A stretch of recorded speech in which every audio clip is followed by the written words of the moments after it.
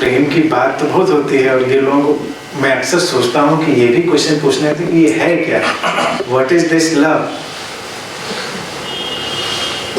क्या है। देखिए, मैं हमेशा कहता हूँ दो शब्द लगातार एक साथ बोलता हूँ, पैरेलल, संवेदनशीलता और प्रेम। ये संवेदनशीलता ही प्रेम का लक्षण है कि आप कितने संवेदनशील हैं अपने प्रति, चारों ओर के जगत के प्रति। और संवेदनशीलता ही चैतन्यता का एक नाम है कि आप बहुत चैतन्यपूर्ण हैं,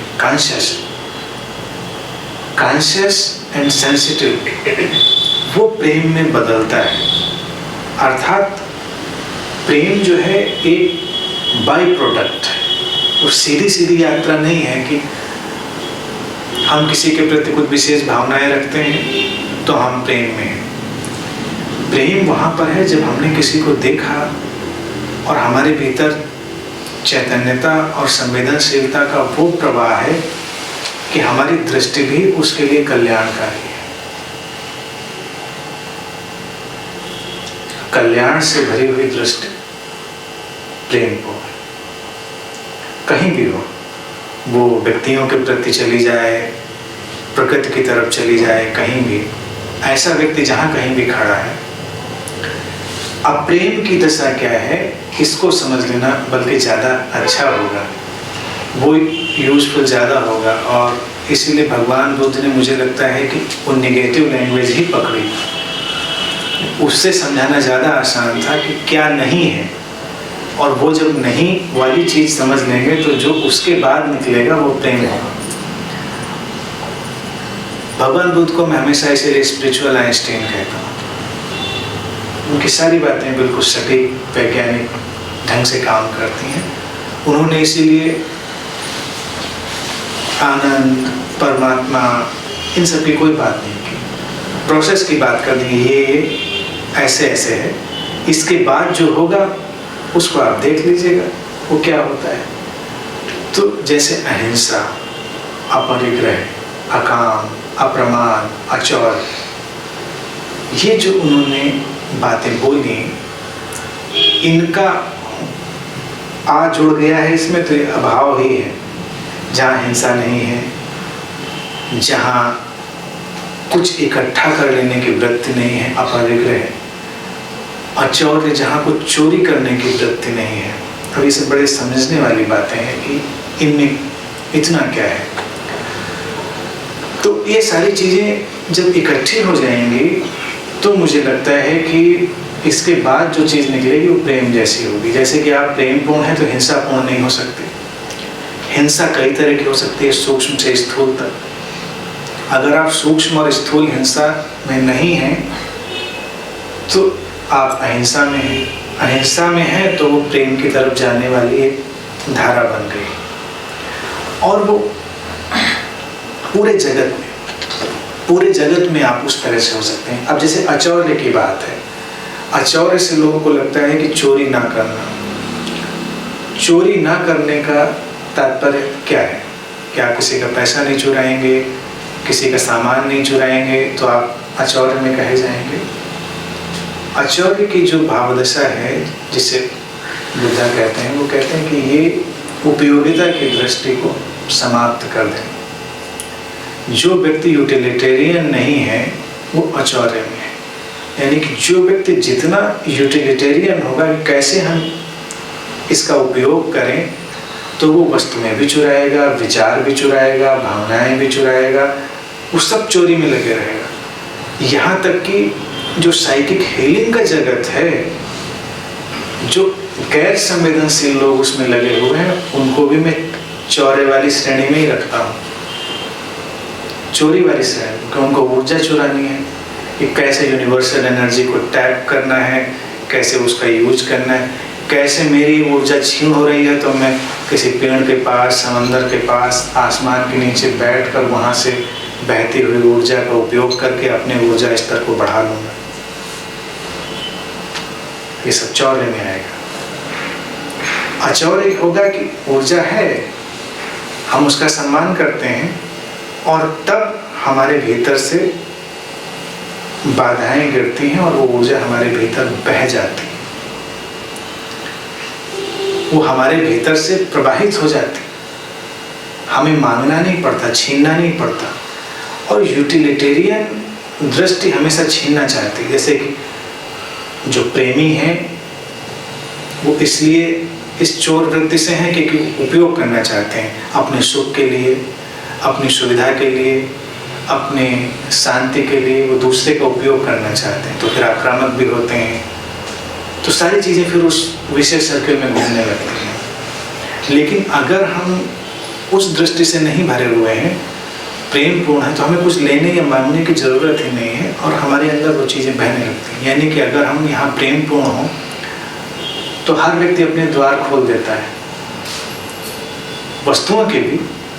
जैसे कि आपको हम मोटिवेट करके, कन्विंस करके आपसे कुछ सामान लेना चाहें, हम बहुत अच्छी मार्केटिंग भी कर लें, बहुत कन्विंस कर लें, तब भी आप बहुत ज़्यादा कुछ देने वाले नहीं हैं। आप भी मोल तोल लगाएंगे उसका कि इससे क्या लाभ होगा। लेकिन अगर यहाँ पर प्रेम की धारणा भर जाए, वो जो कल्याण की शुभता की तरंग है, तो हम सब कुछ देने के लिए तैयार हो जाते हैं, कुछ भी। और यहाँ ये भी देखा होगा, जितने मित्र बैठे हैं सबका अनुभव है कि जो मैं बोल रहा हूँ या जो ज्ञान जिसे कहते हैं, वो भी तुम्हें मांगने या खोजने की जरूरत नहीं पड़ती। तुम यहाँ बैठते हो, तुम्हारे अंदर से वो उभरने लगता है। अधिकांशतः मित्र जानते हैं कि जो उत्तर मैं देने वाला हूँ वो उनको पहले से ही उनके अंदर उभरने लगता है। यानी कि ये बताने की जरूरत भी नहीं है मुझे कि क्या इस प्रश्न का उत्तर, वो उनके अंदर उभर रहा है। जब प्रेम की तरंगें हैं तो मुझे ज्ञान देने की या ज्ञान लेने की भी जरूरत नहीं, क्योंकि जो ज्ञान है वो बट गया, बाधा गिरी और ज्ञान तुम्हारे अंदर फ्लो कर गया। कई मित्रों ने मुझे ये भी कहा है, और ये भी अच्छा फिनोमेना है और सोचने वाला है, ये प्रेम पूर्ण जगत में ही होता है। वो कहते हैं आप जो अगला सेंटेंस बोलने वाले होते हैं वो उनके मानसिक आकाश में, मेंटल स्काई में पहले उभर रहा होता है। यानी वो एक कदम आगे चल रहे हैं, प्रेम करने वाला व्यक्ति एक कदम आगे चल रहा है। अभी मुझे भी पता नहीं अगला सेंटेंस में क्या बोलने वाला हूं, और उसके चित्ताकाश में, उसके मेंटल स्काई में वो उभर रहा है। तो प्रेम के जगत में ऐसा ही होता है, क्योंकि यहाँ उपयोगिता की दृष्टि नहीं। लेकिन जब कोई ज्ञान लेने की फेर में पड़ जाए तो नोट्स बनाने लगेगा और इस तरह की चीज़ें करने लगेगा, और एक दिन अंततः यही आता है कि सारे नोट्स फेंक देने पड़ते हैं। हमारे एक मित्र आते थे, वो बहुत नोट्स बनाते थे, आपने भी देखा होगा। तो हमने उनसे कहा कि आप यहाँ बैठते हैं तो ये समय क्यों बेकार करते हैं, जो सुनना है सुनिए, अच्छा लगता है उसको एंजॉय करिए, और नहीं अच्छा लगता है तो छोड़ दीजिए।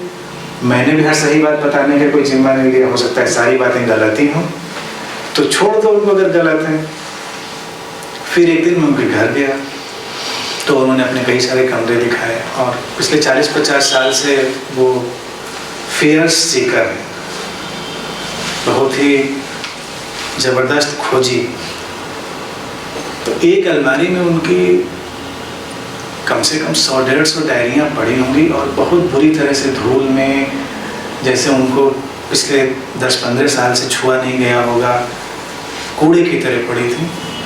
तो हमने पूछा ये कौन सी पुस्तकें? पुरानी डायरियाँ हैं हमारी, पहले जाते थे जहाँ कहीं भी, किसी रिट्रीट में, सत्संग में, किसी मास्टर, सब नोट्स या जो किताबें पढ़ते थे जो अच्छा लगता था वो नोट्स। मैंने उनसे कहा नहीं, मैंने सोचा ये 15 साल पुराने वाले नोट्स की दशा है, और जो भी करंट वाले नोट्स हैं 2-4-5 साल में उनकी भी यही दशा होगी। तो अल्टीमेटली उनकी उपयोगिता क्या है? कोई उपयोगिता नहीं है। ज्ञान तो स्वतः स्फूर्त है, तुरंत का तुरंत बह रहा है हमारे अंदर। जब हम प्रेम पूर्ण हैं तो हमारे अंदर से वो सब बह जाता है। इसीलिए कहते हैं रहस्य भी अगर हमें जानना है तो गहरी संवेदना से भर जाएं, और रहस्य हमारे ऊपर प्रकट हो जाते हैं। You need nothing to do, यही जगत है। भारत में ऐसे बहुत प्रयोग हुए। आप बस कहीं पर रिसेप्टिव होकर, ग्रहणशील होकर बैठ जाइए और जो जाना गया है अब तक वो सब जाना जा सकता है। सब जाना जा सकना संभव है,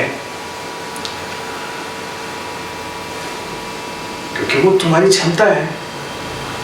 तो प्रेम पूर्ण जगत में तो यही बात होगी कि वो सारी की सारी क्षमता तुम्हारी है और तुम्हारे अंदर से सब उभर कर आ जाएगा। और यही चीज़ डीपर सेंस में आचार्य की है।